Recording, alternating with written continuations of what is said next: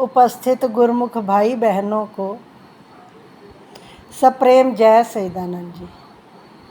आप सभी गुरु के प्यारों के हृदय मंदिर में विराजमान श्री परमहंस दयाल महाराज जी के पावन श्री चरणारविंदों में इस दासी का श्रद्धा युक्त नमन स्वीकार हो।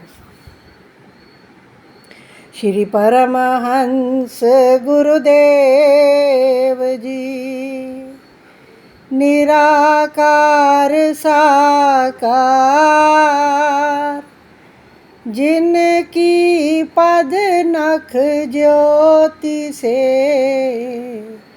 आलोकित संसार, परम पुरुष पूरन धनी, आनंद घन सुख रूप, सर्वारंभ में पूजिए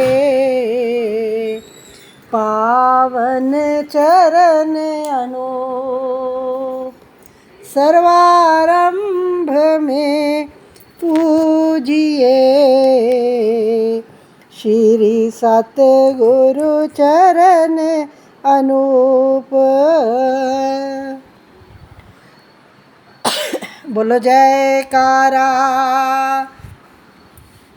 बोल मेरे श्री गुरु महाराज की जय।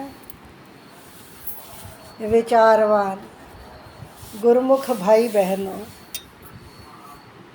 हम सब असीम सौभाग्यशाली गुरुमुख हैं जिनको श्री परमहंस दयाल महाराज जी ने अपने श्री चरणों में स्थान दिया है, अपनी शरणागति बख्शी है। उन्होंने हमारा हाथ थामा है, ये हमारा परम सौभाग्य है।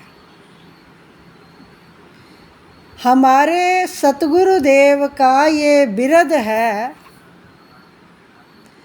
कि जो जीव एक बार उनके कर कमलों की छाया तले आ गया, जो जीव एक बार उनके श्री चरणों की छत्र छाया में आ गया, वे उसका हाथ ना इस लोक में छोड़ते हैं ना परलोक में छोड़ते हैं।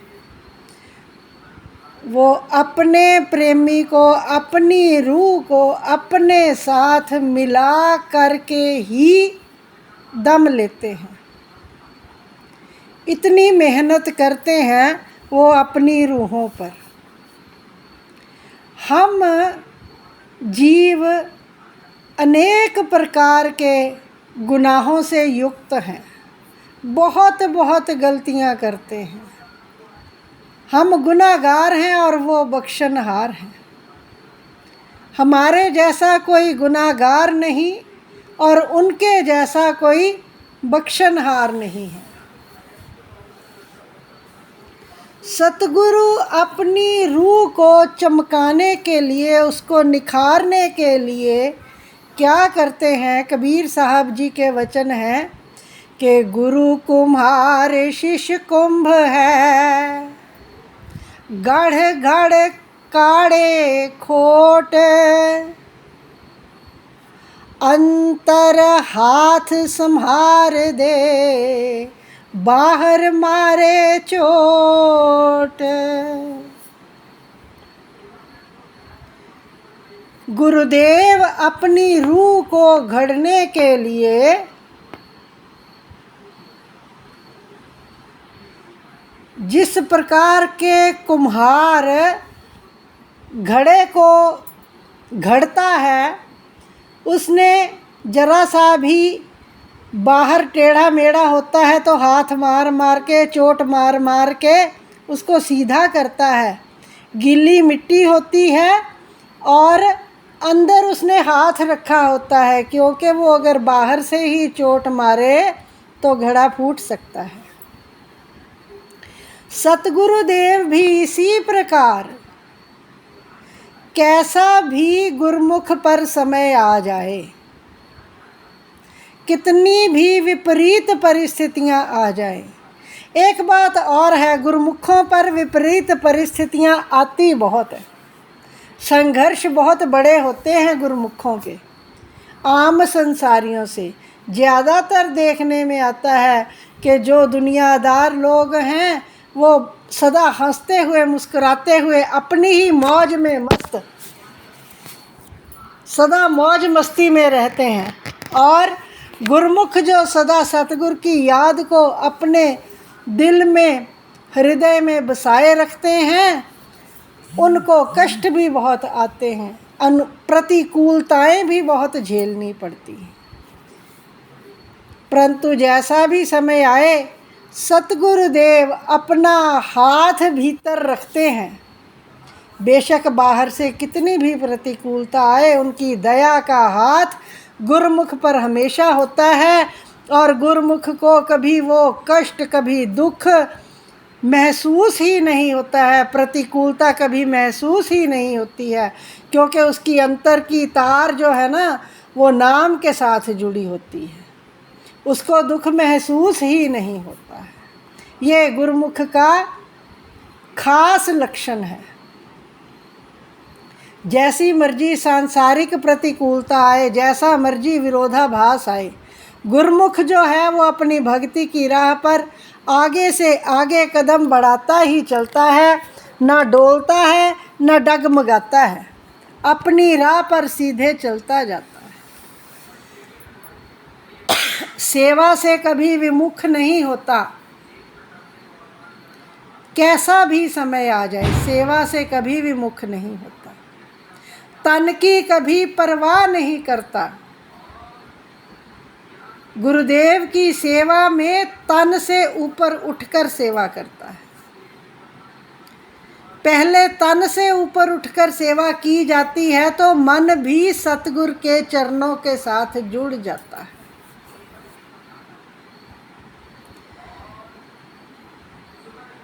कैसी कैसी सेवा संतों महापुरुषों ने की है, आपने इतिहास में पढ़ा है। श्री प्रथम पातशाह सतगुरुदेव महाराज जी, श्री परमहंस दयाल जी महाराज जी ने एक आज्ञा की श्री द्वितीय पातशाही जी महाराज जी को कि आप जाओ और आगरा में एक स्थान ढूंढकर धूना लगाकर तपस्या करो। श्री दूसरी पातशाही महाराज जी ने उनको तपस्या की सेवा दी थी।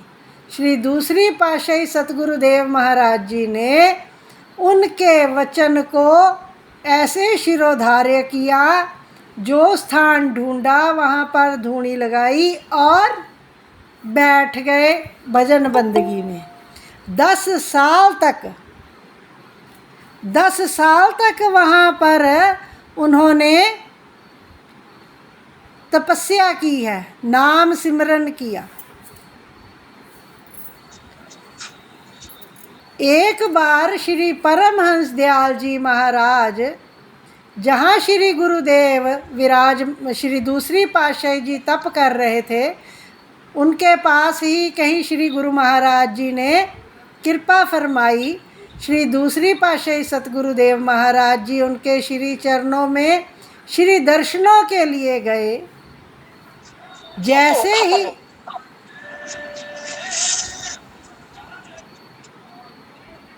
इंदु बाबा जी अपना माइक बंद करिए।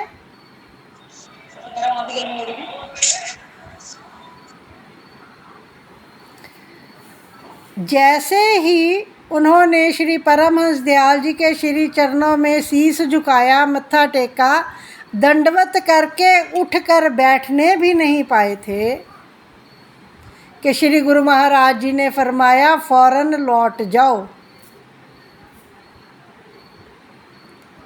उधर श्री परमहंस दयाल जी महाराज जी के नेत्रों में भी जल भर आया और श्री द्वितीय पातशाही जी महाराज जी के आंखों में भी आंसू आ गए, और आज्ञा का पालन ऐसे किया कि उसी समय वापस हो गए।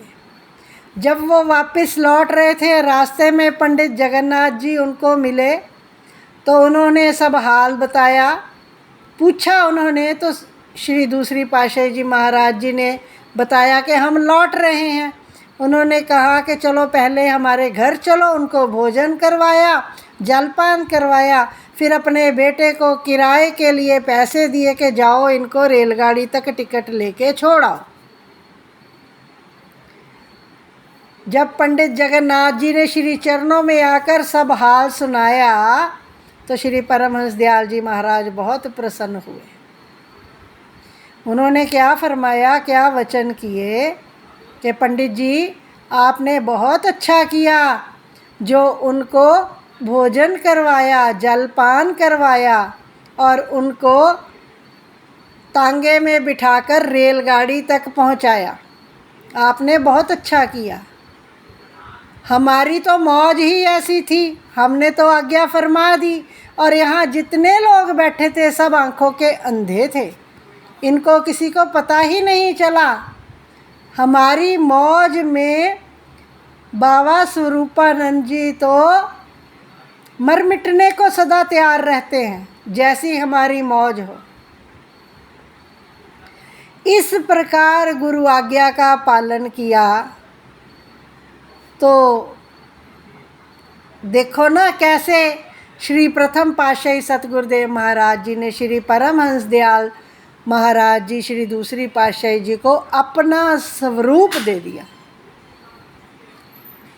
एक बार गले से लगाकर जब उन्होंने उनको हृदय से लगाया और दोनों ज्योतियाँ एकाकार हुई, निज धाम सिधारने से पहले, 2.5 मास निज धाम सिधारने से पहले, और जब उन्होंने श्री परमहंस दयाल जी ने अपना हुक्मनामा लिखवाया कि हमारे बाद कौन गद्दी नशीन होगा, हुक्मनामा लिखवाने के बाद उन्होंने अपना दिव्यतम स्वरूप, दिव्य ज्योत उनके भीतर स्थापित कर दी। कितना उनका असीम प्यार था, प्यार है, और कैसे श्री दूसरी पातशाही सतगुरुदेव महाराज जी ने आज्ञा पर अपना सर्वस्व न्योछावर किया, अपने तन की सुधि नहीं की, अपने शरीर के आराम की ओर ध्यान नहीं दिया। हम भी उन्हीं सतगुरुदेव के शिष्य कहलाते हैं, श्री परमहंस दयाल महाराज जी के शिष्य कहलाते हैं। उनकी असीम अनुकंपा का हाथ हम पर है। तो हमें क्या करना है, आज वर्तमान समय में हमारे सतगुरुदेव हमारे लिए क्या आज्ञा फरमाते हैं। हमारे सतगुरुदेव भव तरने से हमारे लिए 5 नियम पालन करने की आज्ञा फरमाते हैं। श्री आरती पूजा, श्री गुरु दरबार की निष्काम सेवा, सत्संग, सुमिरन और दर्शन ध्यान, श्रद्धा सहित जो नित्य करे निश्चय हो कल्याण।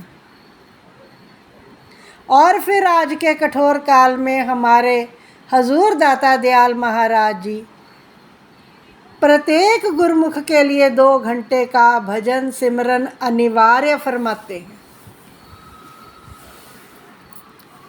फिर अनुकंपा करते हैं, फिर हमें फरमान जारी करते हैं।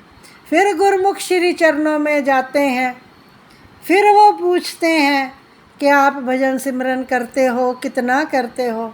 फिर दयालु महाप्रभु बख्शिश करते हैं कि चलो आज से 2 घंटे का सिमरन प्रारंभ कर लो। तो हमारा ये फ़र्ज़ है कि हम सतगुरुदेव की आज्ञा पर चलने का दिल से, श्रद्धा से, ईमानदारी से प्रयास करें और भजन सिमरन पर बैठने से पहले श्री चरणों में दंडवत प्रणाम करें, मत्था टेकें और उनसे बल मांगे कि हमें भजन सिमरन पर बैठने का बल दीजिए। सतगुरुदेव, हम आपकी शरण में आ गए हैं। अब आप ये समय अपने श्री चरणों में हमसे समर्पित करवा लीजिए। हमें ताकत बख्शिए भजन बंदगी की। यही मांगनी है कि हमें बंदगी की दात बख्शिए, ताकि मेरा जन्म मरण छूट जाए और आपकी प्रसन्नता मुझे प्राप्त हो। हे मेरे सतगुरुदेव, मैं अवगुणहारा जीव हूँ, आपकी शरण में आया हूँ, आप मुझे बख्श लीजिए। आप ही हमसे जो कर्म करवाना है करवा लीजिए, क्योंकि मैं तो आपके हाथों की कठपुतली हूँ। अपना आप समर्पित करके देखें, उनके हाथों में डोर थमा कर तो देखें, फिर देखिए क्या चमत्कार होता है,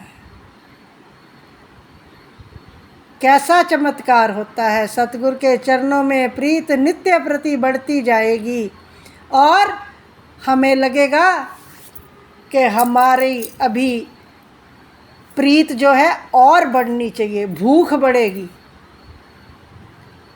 यूँ तो प्रीत बढ़ती जाएगी, पर महसूस क्या होगा कि अभी मैं और कुर्बानी कर दूं, अभी मैं और कुर्बानी कर दूं। जितना कर रहा हूँ सिमरन ये कम है, और करूँ और करूँ और करूँ।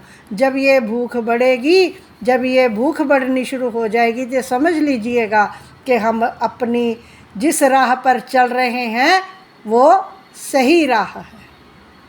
हमें अवश्य ही गुरुदेव की प्रसन्नता प्राप्त होगी। बोलो जयकारा बोल मेरे श्री गुरु महाराज की जय।